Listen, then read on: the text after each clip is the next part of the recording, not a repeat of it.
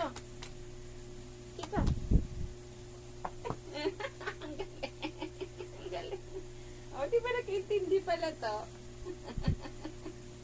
Ayan guys, o.